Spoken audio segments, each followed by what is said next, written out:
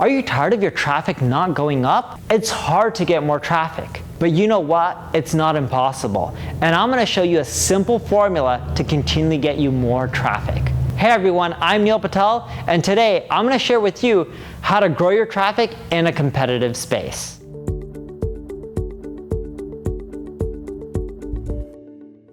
Now, before we get started, I have a simple question for you. Is your traffic flat or has it been going up? If your traffic's been flat and you can't figure out how to make it climb up and up, leave a comment with flat. If it's been growing, leave a comment with growing. The reason I'm asking you to do this is the advice you give me, the feedback I'm getting in these videos helps me tailor the tips to give you the maximum benefit. And of course, before we get started, make sure you subscribe to this channel. By subscribing, you'll get notified with every other video that's gonna help you grow your traffic and business. The first tip I have for you is to collect emails.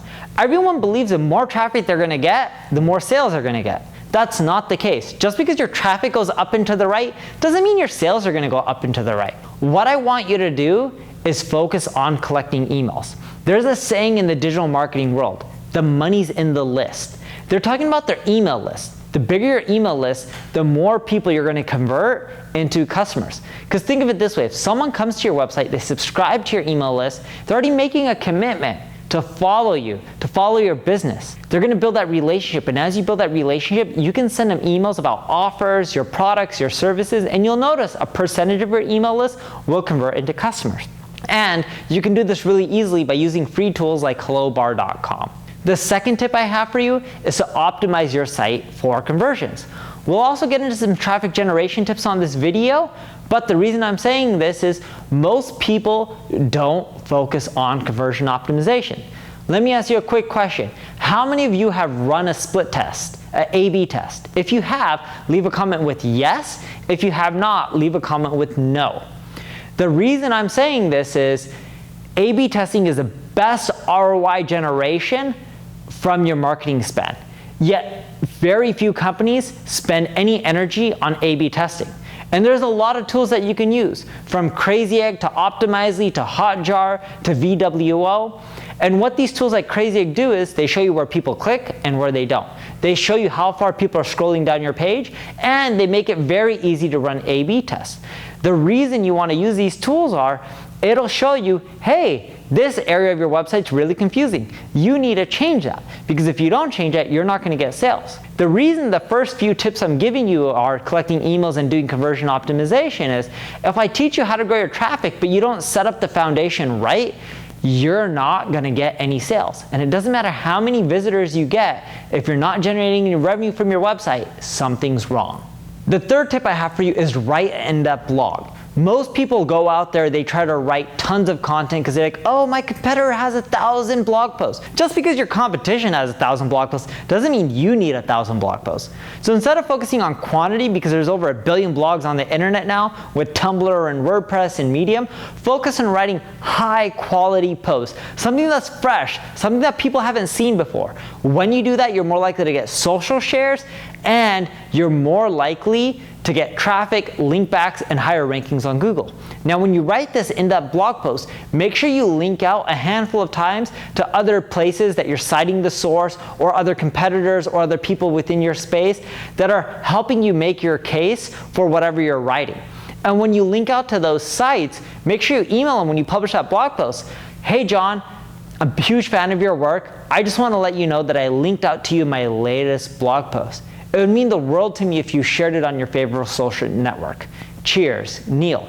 It's that simple. So when you write your in-depth blog post, that's not enough. You also got to hit up other people in your space, ask them to share your content. And the easiest way to do it is ask the people who you link to share your content. The fourth tip I have for you is build a push notification list. Using tools like subscribers.com, you can make it super simple for people to subscribe.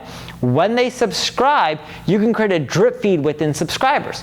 One of my first drip notifications is my favorite SEO tool. When I do that, I'm sending people to Uber Suggest. That drives me a ton of traffic, a ton of usage, and it's one of my most popular marketing channels. I even do that for my ad agency. When you subscribe to neilpatel.com through my push notification, I also talk to you about Neil Patel Digital. It's, again, one of the main ways I'm driving traffic to Neil Patel Digital and generating leads and sales. The fifth tip is to spy on your competitors. Using tools like SEMrush and Ahrefs and Buzzsumo, you can spy on your competition. SEMrush shows you all the popular terms, organic and paid, that your competition is going after. Ahrefs shows you everyone who is linking to your competition that's not linking to you. Buzzsumo shows all the popular articles that your competition has written. Use these tools to figure out what's working for your competition and do more of that. Also, you can use these tools to see what's not working for your competition so you can avoid doing those things. The next tip I have for you is to attend trade shows.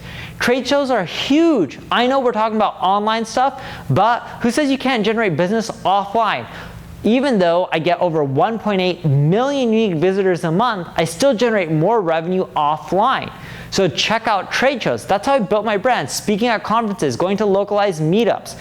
Doing all these things will help you generate business. People aren't just about communicating over the internet. They also want to get to know you, build that personal connection in person. I can't emphasize that enough.